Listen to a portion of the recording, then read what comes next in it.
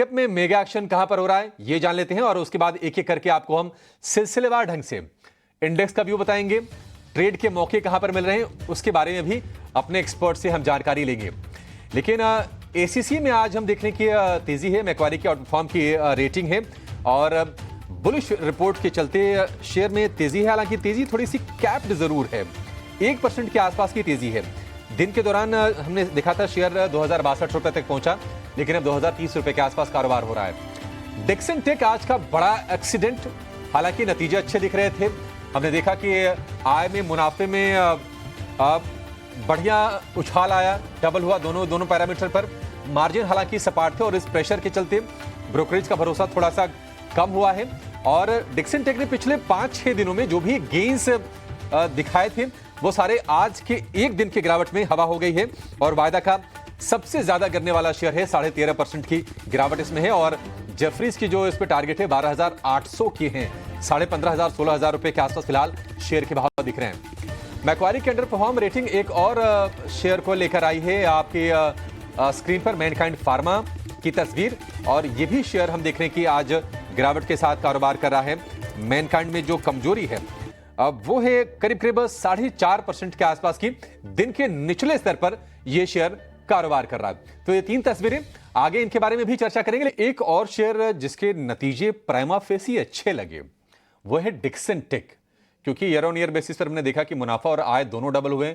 Margin थोड़े से ढीले, थोड़े सुस्त थे, सपाट थे और उस चीज की आशंका थी और यही चीज आज डिक्सन टेक के शेयर पर भारी पड़ रही है। ब्रोकरेजेस का जो थोड़ा सा भरोसा है वो भी शेयर को लेकर हिला हुआ है।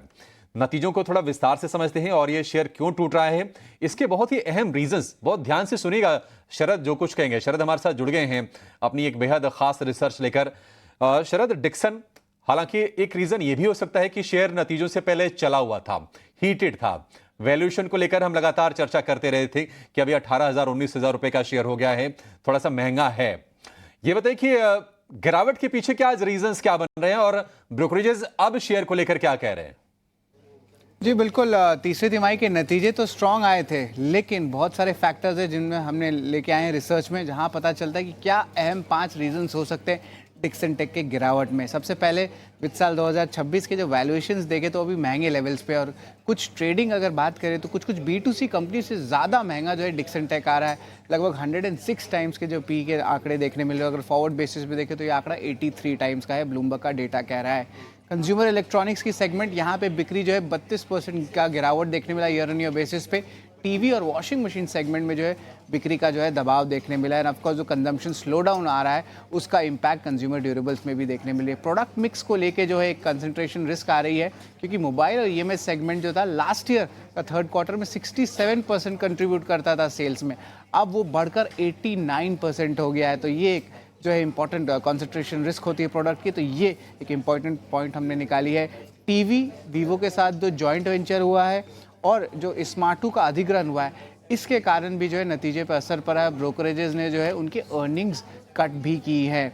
और ऑफ कोर्स याद रखिए, जो डिस्प्ले मैन्युफैक्चरिंग की जो फोरे करने वाली है कंपनी एक टाइप से बैकवर्ड इंटीग्रेशन के लिए, तो उसके कारण जो है स्ट्रीट को जो है क्लैरिटी नहीं आ रही है कि इसका यूसेज कैसे होगा। ना ऑफ कोर्स तो थोड़ी देर पहले ही हमारे सिस्टर चैनल ईटी नाउ में जो है मैनेजमेंट ने क्लैरिफाई भी किया था कि ये जो है सब्सिडीज़ जो है स्टेट और गवर्नमेंट सब्सिडीज़ भी लेने वाले हैं अगर ये नए बिजनेस में जाते हैं, तो एक सब्जेक्ट टू जैसे टाइप की बयान आई है। लेकिन अगर शेयर की चाल की बात करें तो एक महीने में गिरावट आई है, 15% में गिरावट डिक्सन टेक में देखने मिली है। हालांकि एक साल में निवेशकों को रिटर्न्स 160% के ऊपर है और पिछले 6 महीने में ये आंकड़ा 35% का होता है। अगर प्रदर्शन की बात करें, सेगमेंटल परफॉर्मेंस कैसा रहा है, तो इस पर ऑफकोर्स मोबाइल ईएमएस में देखें 190% का जो है बदलाव आपको देखने मिला है। वही एलईडी टीवी जो रेफ्रिजरेटर सेगमेंट है, यहाँ पे 32% का गिरावट आया है। मैनेजमेंट ने कहा भी है कि नए रेफ्रिजरेटर सेगमेंट्स में जो वित्त साल 2026 में जाने वाले हैं। होम अप्लायंस और आप कह सकते हैं लाइटिंग प्रोडक्ट्स में जो है लगभग सपाट से लेकर थोड़ी सी ग्रोथ हुई है, 7 से लेकर 9% तक का। तो ये सेगमेंटल परफॉर्मेंस आपको देखने मिला है। लेकिन ब्रोकरेजेस क्या कह रहे हैं इस पे नज़र डालते हैं। यहाँ पे जो है 3 अहम ब्रोकिंग रिपोर्ट्स है, जेफरीज, नुवामा और सीएलए से। तो यहाँ पे देखेंगे जेफरीज की अंडर परफॉर्मेंस की राय है, वही नुवामा ने होल्ड किया और सीएलए से आउट परफॉर्मेंस रेटिंग दी। और आप देख सकते हैं जो ओवरऑल टारगेट प्राइसेस है, वेरिएशंस देखें तो जेफरीज के सिर्फ 12,600 का है अंडर परफॉर्मेंस का, बाकी सब 18,790 और 18,800 के बीच है। तो ये पूरा डिक्सन टेक का लेखा जोखा है और मैनेजमेंट की क्लैरिफिकेशन भी अब आ चुकी है, लेकिन ये 5 अहम रीजन है जिसके कारण डिक्सन टेक में आज सेलिंग प्रेशर आया है। ठीक है, तो वैल्यूएशन, मार्जिन, कुछ जो अहम सेगमेंट है वहां पर प्रेशर दिख रहा है।